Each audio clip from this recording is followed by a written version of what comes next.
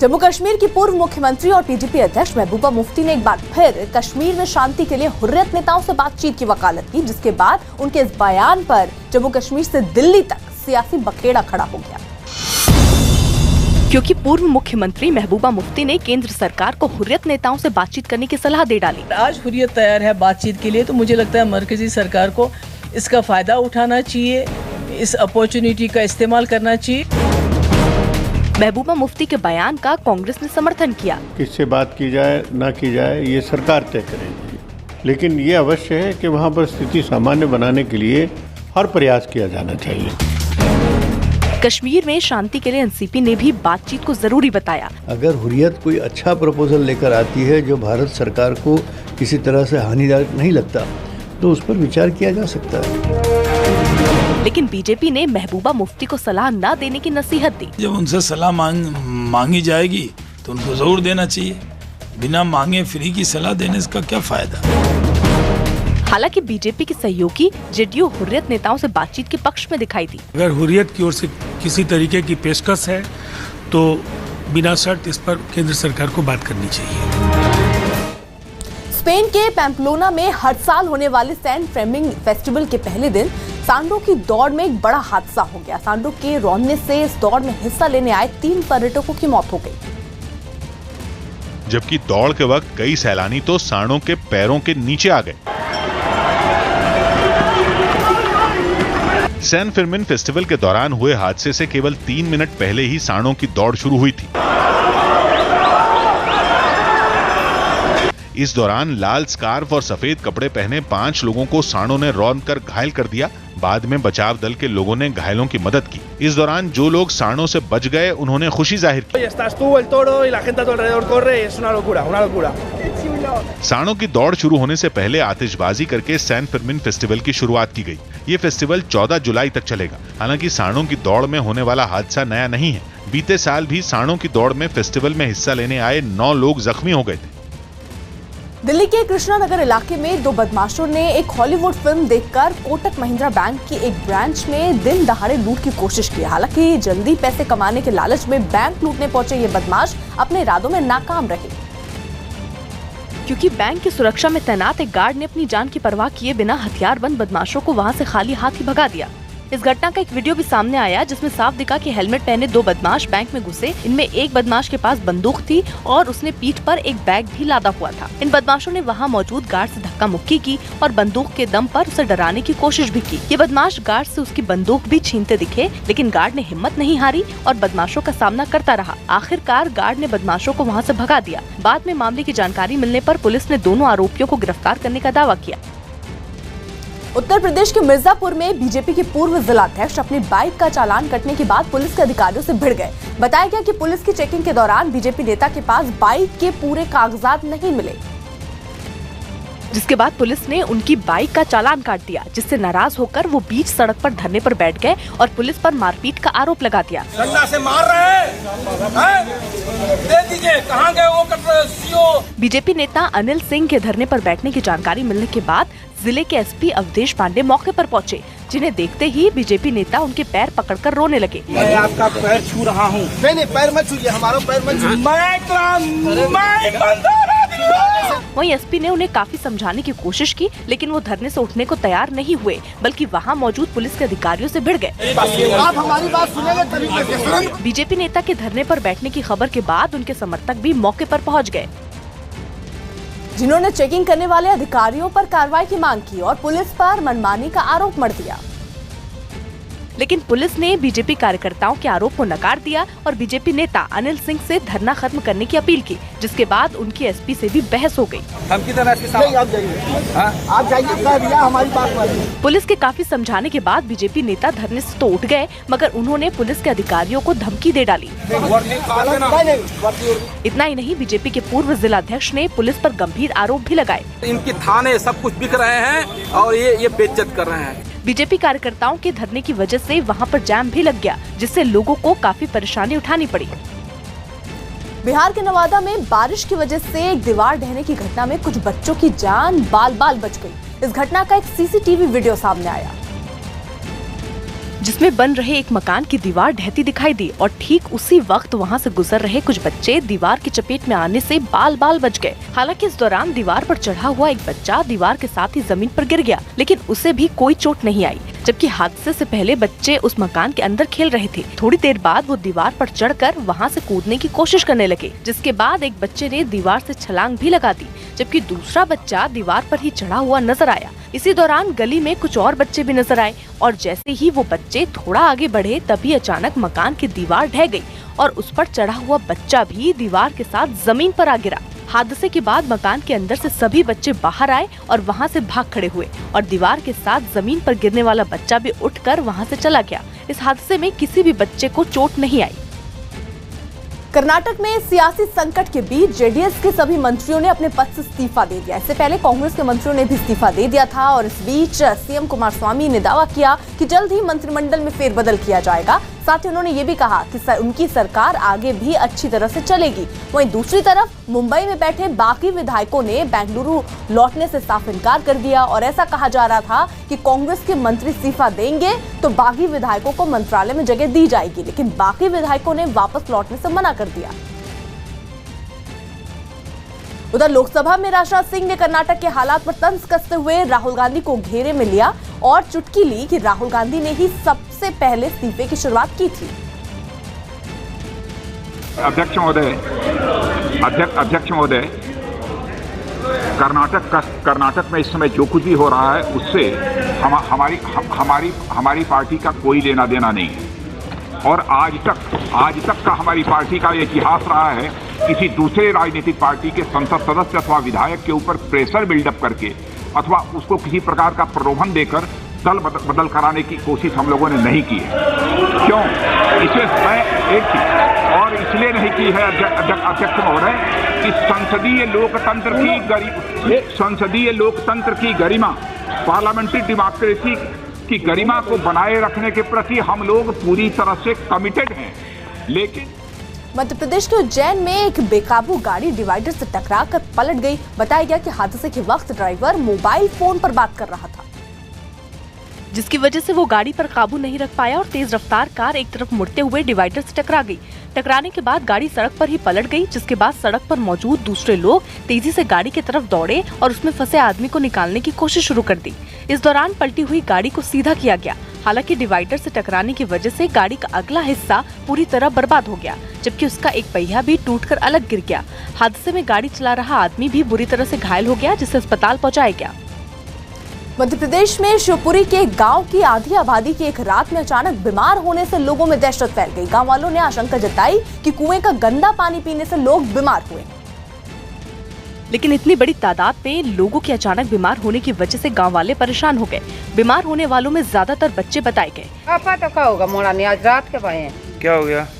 पेट भी खराब है, बुखार चढ़ रहा है। गांव में बीमारी के तेजी से फैलने की जानकारी मिलते ही डॉक्टरों की टीम वहां पहुंची और लोगों के इलाज में जुट गई।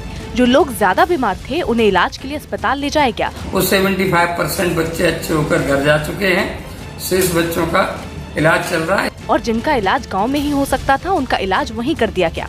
बीमारी से लोगों में इतनी दहशत फैल गई कि वो अंधविश्वास का सहारा भी लेने से नहीं चूके।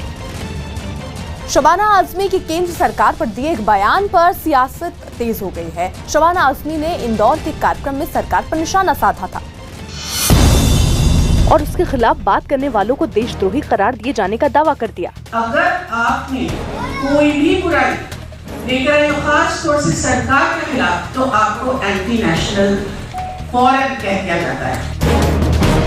शबाना आजमी के बयान पर आरएसएस ने विरोध जताते हुए इस बयान को उनकी हताशा बताया। यह फ्रस्ट्रेशन भी है और पूर्णतः anti democracy, anti secularism, anti constitution, anti justice है।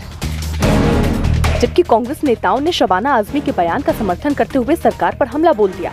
शबाना आजमी जी ने बहुत सही स्टेटमेंट दिया है कि जो सरकार की आलोचना करते हैं तो उसको एंटी नेशनल कर दिया जाता है।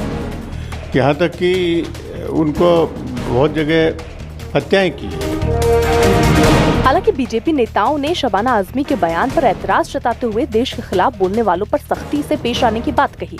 अगर भारत के खिलाफ आप बोलेंगे, भारत के खिलाफ अगर कॉन्स्पिरेसी करेंगे तो इस देश के अंदर कानून है, सख्ती के साथ कानून काम करेगा।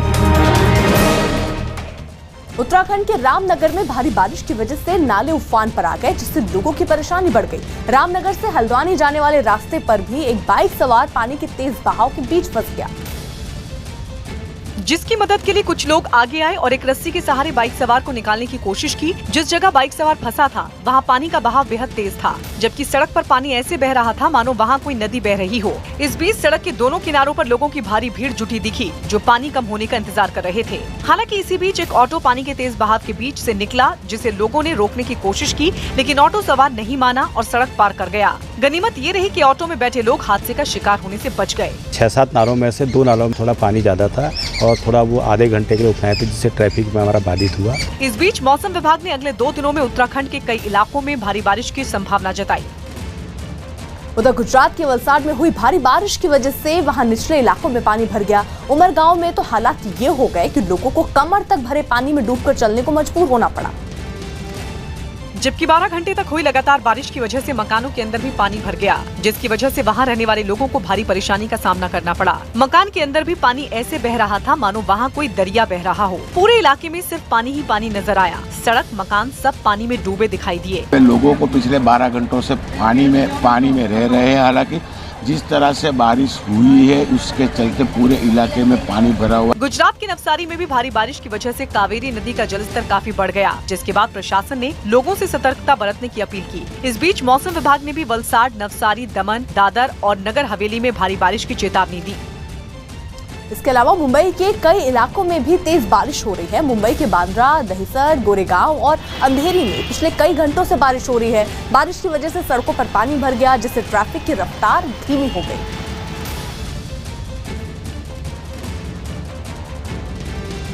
उधर पालघर में भी तेज बारिश हो रही है। तेज बारिश से पालघर के तलासरी इलाके में पानी भर गया, जिससे लोगों की मुश्किलें बढ़ गई। मैं इस वक्त NH-48 पर खड़ा हूं और तलासरी का ये इलाका है, पालघर के तलासरी का इलाका है और यहाँ पर भी मुंबई के अलावा खूब तेज बारिश हो रही है, काफी तेज बारिश हो रही है। करीब आधे घंटे पहले ये बारिश शुरू हुई है और आप देख सकते हैं पानी के बहाव से अंदाजा लगा सकते हैं कि हाईवे पर कितनी तेज बारिश यहाँ पर हो रही है। काफी तेज पानी का बहाव है और आप इससे अंदाजा लगा सकते हैं। आधे घंटे पहले ये बारिश शुरू हुई है, हल्की बारिश थी, लेकिन अचानक से बारिश ने जो है स्पीड पकड़ी और करीब जो 4 दिनों से लगभग सूखा पड़ा था, पालघर में बारिश नहीं हो रही थी, उससे कहीं ना कहीं जो गर्मी हो रही थी लोगों को राहत जरूर मिली है। लेकिन जिस तरह की बारिश हो रही है, पालघर के इलाकों में बहुत जल्दी जलमग्न होते हैं इलाके जो है, उससे चलते जो है परेशानी लोगों को होती है। लेकिन जिस तरह की बारिश हो रही है लगातार स्पीड पकड़ते जा रही है। आप देख सकते हैं पूरा जो है ये NH-48 का पूरा इलाका है। गाड़ियां जो हैं काफ़ी धीरे चल रही हैं। आप देख सकते हैं यहाँ पर क्योंकि बारिश बहुत तेज है, विजिबिलिटी का जो समस्या होता है वो होता है और इसी के चलते काफ़ी जो गाड़ियां हैं वो स्लो चल रही हैं। लेकिन जिस तरह की बारिश यहाँ पर हो रही है पालघर के तरासरी में, कहीं ना कहीं जो 2-3 दिनों से ऐसा मौसम विभाग अनुमान लगा रहा था कि एक बार फिर से तेज बारिश आएगी मुंबई से उससे सटे जिलों में और फिर वही बारिश फिर से यहाँ पर। और जिस तरह की बारिश हो रही है, आने वाले समय में अगर इस तरह बारिश होती रही तो पालघर के कई इलाके जलमग्न हो जाएंगे। कैमरामैन स्वप्निल के साथ दिवाकर सिंह, न्यूज 18 इंडिया, तलासरी। दिल्ली सरकार तंग गलियों में नालियों की सफाई के लिए रोबोट का इस्तेमाल करने की तैयारी में है। जानकारी के मुताबिक दिल्ली के कई इलाकों में तंग गलियां हैं जिनमें सफाई की बड़ी मशीनें नहीं घुस पाती, जिसे देखते हुए दिल्ली सरकार ने तंग गलियों में नालियों की सफाई के लिए छोटे रोबोट लाने का फैसला किया। इसके लिए केरल की रोबोट बनाने वाली कंपनी से दिल्ली सरकार की बात भी चल रही है और इससे पहले दिल्ली की आम आदमी पार्टी की सरकार ने फरवरी में नालियों की सफाई के लिए 200 मशीनें खरीदी थी। अपनी आने वाली फिल्म जजमेंटल है क्या के एक गाने के लॉन्च पर कंगना रनौत एक पत्रकार से भिड़ गई। इस कार्यक्रम में कंगना ने अपनी आने वाली फिल्म को छोड़ पिछली फिल्म मणिकर्णिका का राग छेड़ दिया और वहां बैठे एक पत्रकार पर उनकी पिछली फिल्म के खिलाफ लिखने का आरोप लगाते हुए कंगना उससे भड़क गई। तुम तो हमारे दुश्मन बन गए यार। अरे नहीं, बड़ी घटिया बातें लिख रहे हो। ऐसा है? हाँ, सच लिखता हो यार। कितनी ज्यादा गंदी बातें लिख रहे हो। इतना गंदा सोचते कैसे हो? कुछ देर तक कंगना की बातें सुनने के बाद पत्रकार ने उन्हें टोका, लेकिन कंगना नहीं रुकी। Kangana, I don't think it's fair to say that. No, but is it fair for you to write stuff like that? Like what? Since you mentioned. No, Kangana, I really mean to ask. It's not fair for you to sit on that podium. You are bashing my film Manikarnika.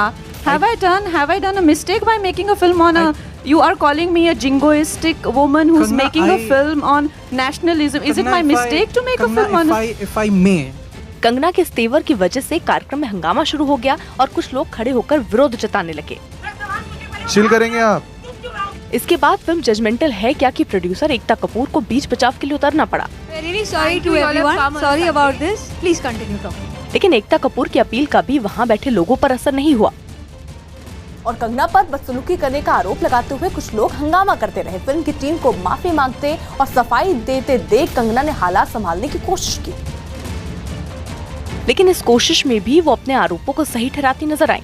You came to my van and we had lunch together and I offered you, we have had an interview together, and after that of course there are things that been happening and you yourself, so don't say that I am taking, you have spent at least 3 hours in my van. Kangana के इन दावों पर पत्रकार भी गुस्से में आ गया और उसने कंगना को सच बोलने की नसीहत दे डाली। I interviewed you for Manikarnika, which was done by the PR. Parag Desai, I think, was handling the film. I interviewed you for half an hour. We did not have lunch. Kangana के आरोपों से कार्यक्रम का माहौल गर्म हो गया। माहौल ठीक करने के लिए कंगना ने ऐसी सफाई दी कि वहाँ मौजूद लोग खुद की हंसी नहीं रोक पाए। There are 2 ways of doing this. एक तो हम बहुत ही ज्यादा एक जिसे कहते हैं संस्कारी प्रेस कॉन्फ्रेंस करें, जिसमें मैं सूती साड़ी पहन के आऊँ और आपको महोदय और भाई कह के एड्रेस करूँ, ठीक है? या तो अगर आप मेरे साथ तू तड़ाक में बात करते हैं, आप मेरे को कहते हैं शरारतें करनी है, ये करनी, तो मैं भी आपको अपने दोस्तों की तरह हम लोग एड्रेस कर। कुछ देर बाद कंगना के तेवर बदल गए और पिछली फिल्म मणिकर्णिका को छोड़ उन्होंने आने वाली फिल्म जजमेंटल है क्या पर बात करनी शुरू कर दी। राजस्थान के पूर्व मंत्री और बीजेपी नेता कालीचरण सर्राफ रेप की घटनाओं पर विवादास्पद बयान देकर घिर गए। कालीचरण भरतपुर में बीजेपी की सदस्यता अभियान की शुरुआत करने पहुंचे थे, जहां उन्होंने रेप की घटनाओं पर रोक नहीं लगने का दावा किया। मैंने क्या कहा, दुष्कर्म एक ऐसी चीज है जो रुक नहीं सकती। पूर्व मंत्री के बयान को कांग्रेस ने हाथों हाथ लेकर बीजेपी पर हमला बोल दिया। मैं समझती हूँ एक जिम्मेदार नेता है और दुर्भाग्यपूर्ण बयान है उनका। कांग्रेस के हमलावर होने के बाद पूर्व मंत्री कालीचरण ने सफाई देने में देर नहीं लगाई। पुलिस की मुस्तैदी और सरकार की कार्यशीलता के कारण, सक्रियता के कारण इस पे रोक निश्चित रूप से लग सकती है। उत्तर प्रदेश के अलीगढ़ में एक मुस्लिम महिला ने अपने मकान मालिक पर घर खाली करवाने का आरोप लगाया। महिला ने दावा किया कि बीजेपी के सदस्यता अभियान के दौरान उसने भी पार्टी की सदस्यता ली थी, जिसकी तस्वीरें अखबार में छपने के बाद उसके मकान मालिक ने महिला से घर खाली करने को कह दिया। देखा फोटो हमारा इसमें पेपर में फोटो, तो हमारे मकान मालिक देख के वो हमसे ये कहने लगे कि ये तुम कहाँ जाती हो और लिख लो हमारा मकान खाली करो अभी। हालांकि मकान मालिक ने महिला के सभी आरोपों को गलत बताते हुए उसी पर किराया नहीं देने का आरोप लगा दिया। इन पे सब किराया चढ़ा हुआ है और ये किराया नहीं दे रहे हैं। घटना की जानकारी मिलते ही प्रदेश सरकार में मंत्री सिद्धार्थनाथ सिंह ने सख्त कार्रवाई का भरोसा दिया। इस प्रकार की जो घटना हुई ये गलत है और कहीं इस प्रकार का कोई करता है तो फिर जो भी कानूनी कार्रवाई होती है वो करी जाए। जबकि पुलिस ने महिला की शिकायत पर आरोपी मकान मालिक को हिरासत में ले लिया। उत्तर प्रदेश के वृंदावन में एक आदमी पर बंदरों ने मिलकर हमला कर दिया। ये घटना वहां लगी सीसीटीवी कैमरे में रिकॉर्ड हो गई, जिसमें दिखा कि जैसे ही वो आदमी अपने घर में घुसने लगा, वहां मौजूद बंदर उस पर टूट पड़े। बंदरों के हमले से वो आदमी जमीन पर गिर गया। इसके बाद वो उठकर बंदरों से खुद को छुड़ाते हुए भागने लगा, लेकिन बंदरों ने उसका पीछा नहीं छोड़ा। इसके बाद कुछ लोग अपने घरों से निकले और शोर मचाने लगे।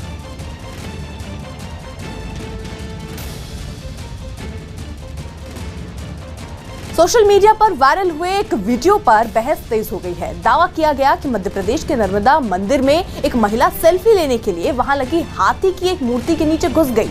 सोशल मीडिया पर कुछ लोगों ने इस दावे को सही बताया तो कुछ ने गलत करार दिया।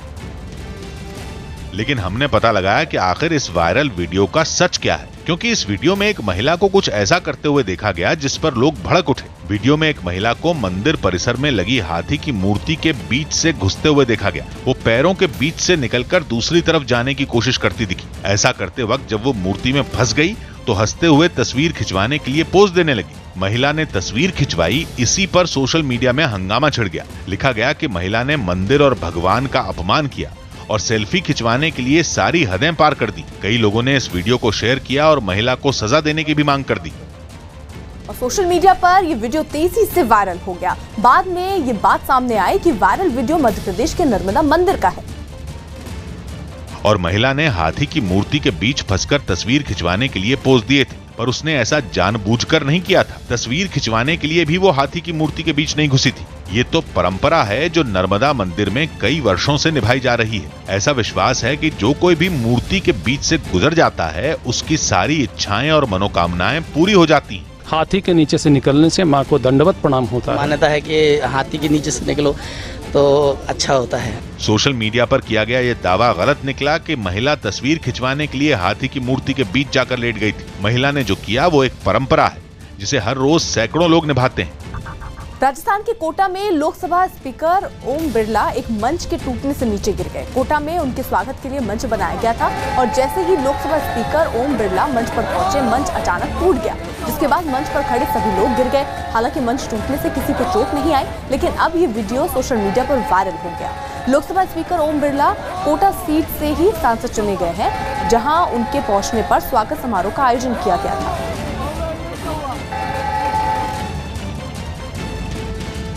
हांगकांग में चीन के दखल से जुड़े प्रत्यर्पण बिल के विरोध में एक बार फिर लोगों ने हिंसक प्रदर्शन किया। उन्होंने चीन में हांगकांग से जुड़ी खबरों पर रोक की वजह से एक रेलवे स्टेशन पर प्रदर्शन किया ताकि चीन से आए नागरिक हांगकांग के हालात को जान सके।